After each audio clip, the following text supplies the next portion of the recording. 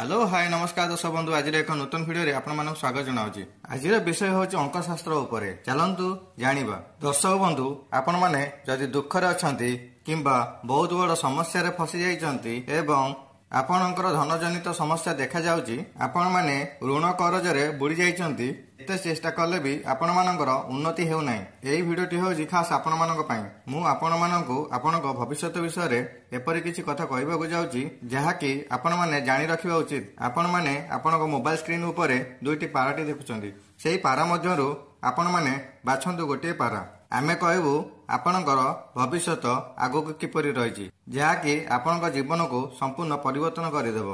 आपणक घर को धन आसीबार सहित धन आसीबार स्रोत मध्य खोलिबाकू जाउअछि। दर्शक बंधु या पूर्वरु आपण मानकु मोर विनम्र निवेदन, जदि आपण माने हमर चैनल रे प्रथम करी वीडियो देखुचंदी वीडियोटी को लाइक करिवे, शेयर करिवे आउ चैनल को सब्सक्राइब करिवे, पाखरे थिबा बेल आइकन टी को दबाइ देबे। ताले आसंतु जानिबा जेउ माने ए वीडियोटी देखुचंती वीडियोटी को स्किप न करी शेष पर्यंत देखंतु एवं निज भविष्यत विषय जानतु, काहेकि ना अधूरा ज्ञान भयंकर होइथाय। भगवान को नाम को स्मरण करी ए दुईटी पारा मध्यरु गोटे पाराटी को बाछंतु। जो पाराटी आपनको बहुत पसंद आसुची से पारा मध्यरु गोटे पारा को बाछंतु। एई दुईटी पारा मानक आधार रे आपण माने जानिबे आपणकर वर्तमान एवं भविष्यत विषय रे कोन चालुची आ कोन आगु चलिबो ता विषय रे जानि परिबे। आपण मानकर जीवन रे एमिति किछि समस्या चालू रहउची जहाकी अतीतर किछि भूल पई आपण माने दुख पाउचंती, बहुत बड़ कष्ट रे जीवन को अतिबाहित करूछंती। आपणकर कोनोसी जिनिस हजि जाइछि,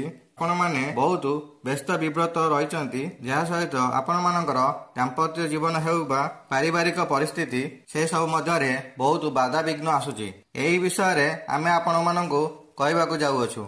आपण मानक पाखरे 5 सेकेंड समय अछि। एही 5 सेकेंड मध्य रे आपण माने बाछंतु पारा मध्यरु गोटे पारा। निजस्व जीवन विषय रे सुनिबा पई प्रस्तुत रुहंतु। आपण माने एई दुईटी पारा मध्यरु गोटे पारा बाछि सारिचंती। आसंतु जानिबा, जदि आपण माने प्रथम पाराटी को बाछिचंती, आपण माने एबे अकर्मी परि जीवन बितौचंती। कोनोसी कार्य रे आपणकर मन लागु नाही। जेउ भी कार्य रे आपण माने हाथ देउचंती सेही कार्य रे आपणको असफलता देखिबाकू मिलुची। आपण मान जो शत्रु थिले से माने खराब अवस्था रे अछंती, तथापि आपण माने बहुत चिंता रे अछंती, काहे कि ना आपणकर शत्रु माने आपण पाखु आसिया पई रास्ता परिष्कार करि सारिलेनी। आपण माने तांको सह हाथ मिळाइबा पई चिंता करूछंती। तांको मन रे भी एपरि भावना आसुची। तेबे आपण माने सदा सर्वदा सतर्क रहिबे, काहे कि ना काहाकू विश्वास करिया पूर्व आपण माने सतर्क रुहंतु। आपण माने पशु पक्षी को बहुत भल पाई थांती। आपण माने स्नेही प्रकृतिर लोक अटंती। आपण माने निजर आर्थिक स्थिति को सुधारिया पई एवं कैरियर को आगो को बढ़िया पई बहुत चेष्टा करूछंती। आपण माने जानि रखंतु, आपणकर चिंताधारा एबे भाष्यमान बिजुली परि हठात देखा देई शून्य रे लिबि जाउची। आपणकर पूर्वरु जो समस्या मान चालुतिला ताहा एबे धीरे धीरे सुरुखुरु रे संपूर्ण होई जिवो। आपणकर सब कार्य सफल सहित पूर्ण होई जिवो। आपणक पाखकू धन आसीबार बाट खोली जिवो।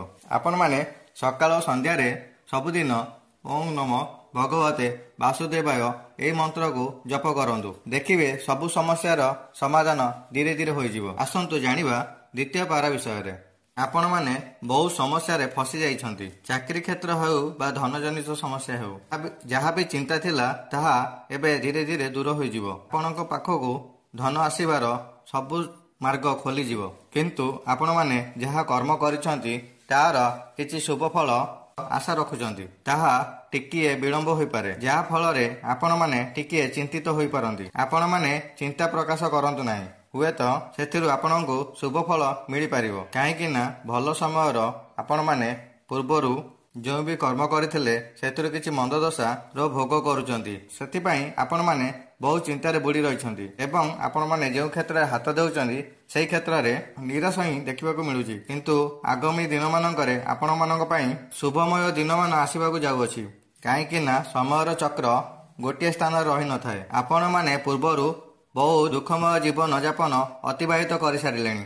वर्तमान ठारू आपणकर शुभमय जीवन यापन आरंभ होइबाकू जाउअछि। वर्तमान ठारू आपण माने ଚିନ୍ତାକୁ ମୁଣ୍ଡରୁ ବାହାର କରିଦିଅନ୍ତୁ ଏବଂ କର୍ମ ଉପରେ ବିଶ୍ୱାସ ରଖନ୍ତୁ। ସଦା ସର୍ବଦା ଆପଣଙ୍କ ଉପରେ ଈଶ୍ୱରଙ୍କ କୃପା ମିଳିବାକୁ ଯାଉଅଛି। ଆପଣମାନେ ଯଦି ଚାକିରି କ୍ଷେତ୍ରରେ ପ୍ରୟାସ କରୁଥିଲେ ଏବେ ଆପଣଙ୍କୁ ଆପଣଙ୍କ ମନ ମୁତାବକ ଚାକିରି ମିଳିବାକୁ ଯାଉଅଛି। ଆପଣଙ୍କର ପରିସ୍ଥିତି ଏବେ ଏପରି ଅଛି କି ଯେତେ ଚେଷ୍ଟା କଲେ ମଧ୍ୟ ଆପଣଙ୍କୁ ଅସଫଳତା ମିଳୁଛି ଏବଂ ଆପଣଙ୍କୁ ବହୁତ ବାଧା ବିଘ୍ନର ସାମ୍ନା କରିବାକୁ ପଡୁଛି। ଏବେ ସେ ସବୁର ଅନ୍ତ ହେବାକୁ ଯାଉଅଛି। ବର୍ତ୍ତମାନ ଠାରୁ ଆପଣମାନଙ୍କର ସବୁ ଅଶୁଭ ଦଶା ଦୂର ହେବାକୁ ଯାଉଅଛି। ଦେଖିବେ ଆପଣମାନଙ୍କ ଜୀବନ ସୁଖମୟ ହୋଇଯିବ। ଦର୍ଶକ ବନ୍ଧୁ, ଯଦି ଆପଣମାନେ ପ୍ରଥମ ଥର ଭିଡ଼ିଓ ଦେଖୁଛନ୍ତି ଆମ ଚ୍ୟାନେଲରେ, ତାହେଲେ ଭିଡ଼ିଓଟିକୁ ଲାଇକ୍ କରନ୍ତୁ, ସେୟାର କରନ୍ତୁ, ଚ୍ୟାନେଲକୁ ସବସ୍କ୍ରାଇବ୍ କରନ୍ତୁ ଆଉ ପାଖରେ ଥିବା ବେଲ୍ ଆଇକନ୍ଟିକୁ ଦବାଇ ଦିଅନ୍ତୁ।